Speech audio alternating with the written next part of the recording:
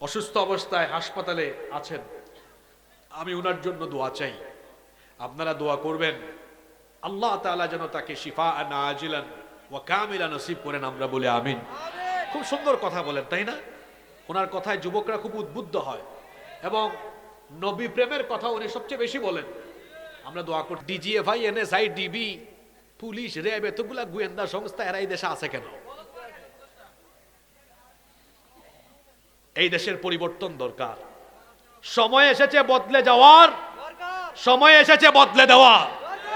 এই পরিবর্তনের জন্য যুবকদেরকে এগিয়ে আসতে হবে। উলামা মাশায়েখদের হাতকে শক্তিশালী করে এই বাংলাদেশকে একটি ইনসাফের বাংলাদেশে আমরা পরিণত করতে চাই। আল্লাহ সবাইকে কবুল করেন। মাহফিল কমিটির সভাপতি সাহেবের বক্তব্য থাকলে আমরা শুনব, না থাকলে আমরা অনুমতি পেলে আস্তে আস্তে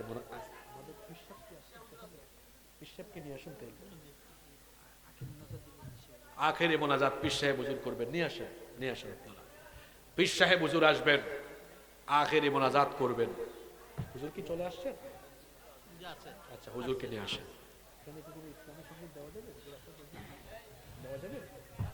আচ্ছা, ও আরেকটা কথা আমি স্টেজে ওঠার আগেই জানলাম, শোনেন।